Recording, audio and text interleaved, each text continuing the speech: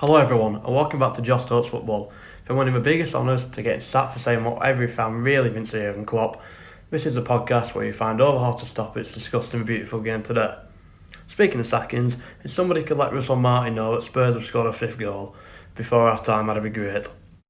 Although I'm sure so many fans enjoyed Southampton getting spanked by Spurs on Sunday night and Russell Martin losing his job, or other topics such as Gary O'Neill watching his own players fight each other on the pitch and then losing his job just days after him telling the media that the board are backing him, or even the Manchester derby, Guardiola losing his mind and losing another game as Man United beat them in their own backyard. In today's episode though, we will be discussing a more important topic that's discussed multiple times over the season but isn't given the focus that it needs to overcome the issue. Today's topic is betting sponsors, but more importantly, does switching gambling ads from shirt fronts to shirt sleeves do anything to curb the betting problem in football? In the Premier League, the number of clubs that have front of shirt betting sponsorship has risen from 8 in 2023 to 10 for the 24-25 season, meaning over half the league now have betting firms on the front of their kits. One club I would like to focus on though isn't a Premier League team, it's my hometown club and Championship side Burnley. Following a rather successful 2022-23 season, with the Clarets winning the title and coming back up to the Premier League at the first time of asking, the club announced that their front of shirt sponsorship deal with Classic Football Shirts had ended, and the club will be going down a different route for the upcoming season in the top flight. Weeks later, the club announced their sponsorship deal with WA8, another betting company, which many fans questioned. When Alan Pearson's ownership group, ALK Capital, came in and took over the club in 2021, they stated that the club would be moving away from betting sponsors due to their religious beliefs. Back in 2024, Burnley Football Club released a second season of their hit documentary series, Mission to Burnley. Following the announcement of a new sponsor, the episode cuts to a fans forum meeting with the chairman, which discusses different topics which may be on the fans' lips. The sponsorship deal was high on the priority list, which Pearce explained brilliantly and stated, due to the financial demands of the Premier League, it didn't leave the club with much choice. It was either go down this route or go for a sponsor who would offer less money, which would mean we would have to sell a top star such as Anas Saruri. The club was eventually relegated at the end of that season, and Anas Saruri did go out on loan in January and was eventually sold for $9 million to Lens in the following transfer window. Following relegation from the Premier League is a known fact that clubs must sell to make up for loss of revenue. Not only did the Clarets sell some of their best talents, they also made the decision to stick with a front of shirt betting sponsor. Speaking of which, we went to Burnley versus Derby on the 10th of December in hope of getting fans' thoughts following the controversial decision to stick with the betting sponsors for the upcoming Championship season.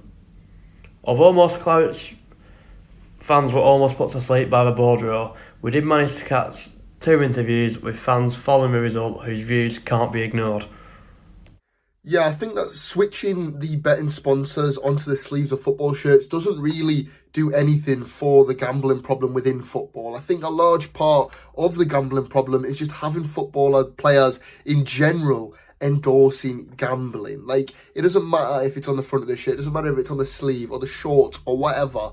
It's more the fact that the gambling as a whole, just being in football, has enough influence to change things. I think, like, someone looking at a football player with a sponsor on the shirt isn't necessarily going to change things, but the fact that it has that endorsement from football players as an entirety is more of the issue. The placement, like I said, doesn't really matter, because it doesn't matter if you necessarily see it, but knowing that gambling is well within football and well supported by football clubs like the sponsors and things like that is enough for me, that I think that it influences people, especially if you see young people and you see kind of the stories that are coming out and the different way in which the leagues endorse it. You know, you've got like the Sky Bet and things like that. I think that is the biggest issue, not necessarily the placement of the ad, but more the fact that it's in football in general. You wouldn't have, and you don't have, alcohol sponsorships for similar reasons. You wouldn't have them on the sleeve of football shirts. Why do you have gambling ones? Because, again, you know, you got the same age restrictions. They can both have massive effects on your life if you have an alcohol addiction or a gambling addiction.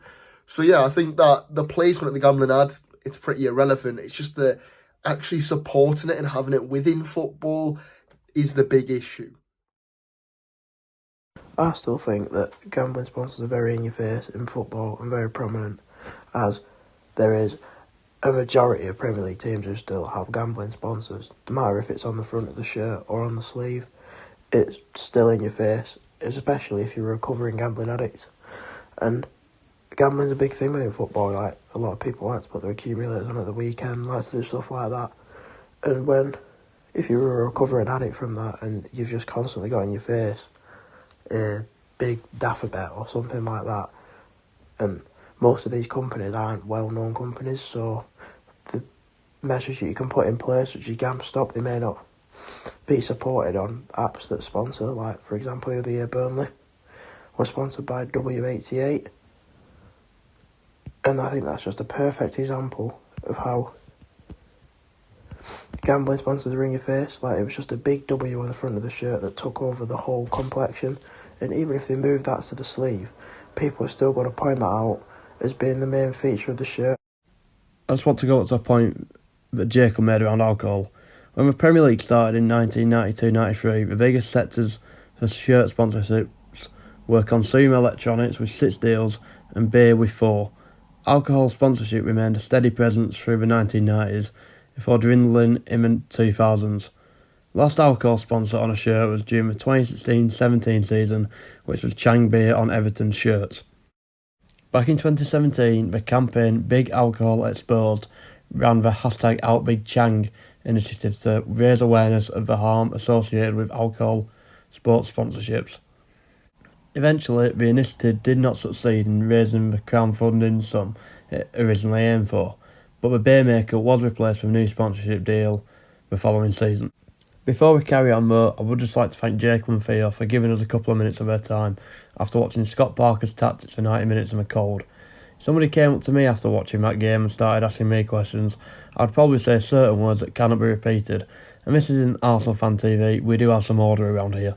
Back in June 2016, Stoke City renamed their stadium from the Britannia Stadium to the Bet365 Stadium, when the club entered into a new stadium naming rights agreement with a betting company.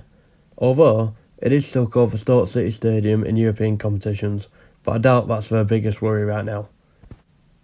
Many football fans, especially my age group, will connect the Bet365 Stadium with the Potters due to the club constantly having a link to the betting company, whether that's through the front of shirt sponsor or the name of the stadium.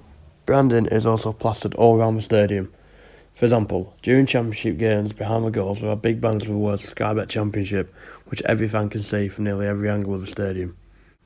Not only is the gambling issue a problem for the fans, but it's also a problem for the players. Players must wear their club's colours for most of the working day, which can often be 7 days a week, which more often than not will have a betting sponsor on their clothing. Not only this, but many players will have to do interviews with sponsors, which could include betting companies. One of the most notable players who is known for his gambling addiction within the game was Paul Merson. Here's an interview with Good Morning Britain in 2019 talking about his addiction issues in the past. Why is it the worst? When you've tackled drink and you've tackled drugs, why is gambling the worst? I've just found that when you want to get drunk or you want to get high, you have to put stuff into your body. If you don't pick up that first drink, you're never going to get drunk. When you've had one, cannot stop. Yeah. Gambling, you don't have to put anything into you. You don't have to put it in. It's there. You know, it's just a weird feeling. And when it gets hold of you, it just grips you. It's not just it's the people around you as well. You know, you're just constantly looking at your phone, and it's just draining. That's the hardest thing. I know I'm an alcoholic and I know I'm a drug addict. If I don't pick up that first drink today, I'm not going to get drunk and I'm all right. But with the gambling, it's in, you know, you just haven't... Is it too accessible? Is that the problem for you? Because, I mean, in the old days, you would have to go into a betting shop. Yeah. Now you can just look at your phone and do it. Oh, very much so. I mean, I was getting up in the morning betting on, you know, up the top of my Lithuanian under-20 basketball matches. I mean, how are you pricing up them? I mean, under-20 basketball matches. And what is it that you're doing? Who's that for? Are you trying to earn money? Are you getting the dopamine hit of putting the bet on and hoping for the success? Because you've lost, you know, as we said in the introduction, you've lost millions. Yeah, millions. You know what? The money's not the problem. It's the sanity. It's the sanity more than anything. I mean, you know, you go insane. It's the insanity of constantly keep on doing it. As soon as the bet's on, after the bet goes on, you're like, what did I do that for? It's a weird feeling. You search and search to get the bet on and to get all excited. And as soon as you've done it, you're like, I can't believe what I've just done. A lot of sportsmen... And then the self-worth comes in and you hate yourself and remorse. Then it starts, A lot of sportsmen, Paul, Sorry. a lot of sportsmen have addiction problems of some kind.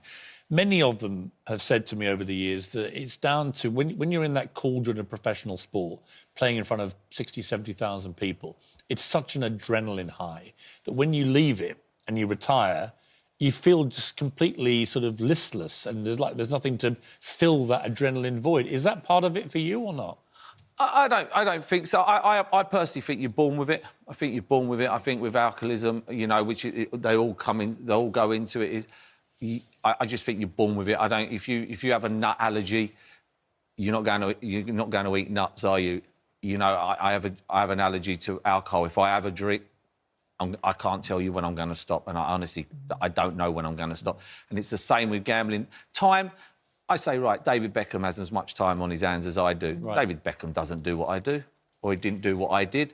So I think you know, I don't like that. Oh, it's just time. I think it's an excuse, you think? Yeah, that's an excuse. You either have it or you don't. You talked in the back of the cab about how your life was falling apart and that you'd lost control.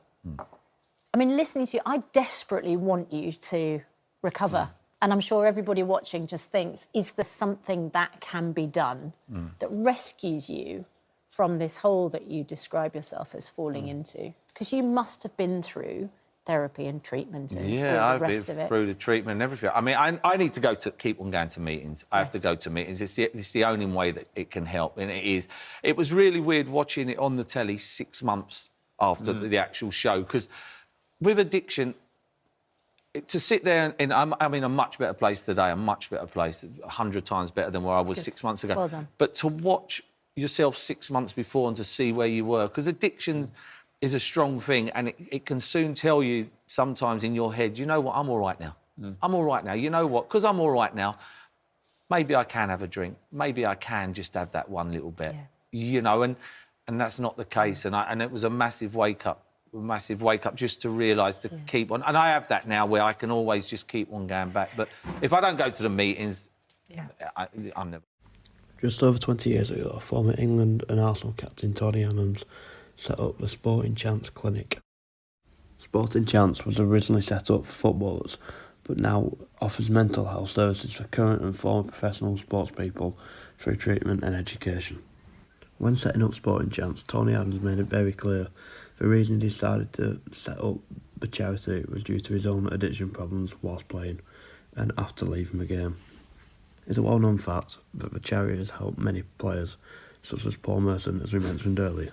As we've mentioned with Sporting for Chance, at least if you're a player now, you can go and get that help. Whereas in Paul Merson and Tony Adams' day, you couldn't. It was, you have to deal with it your own way, and it would normally just lead to them carrying on with their addiction.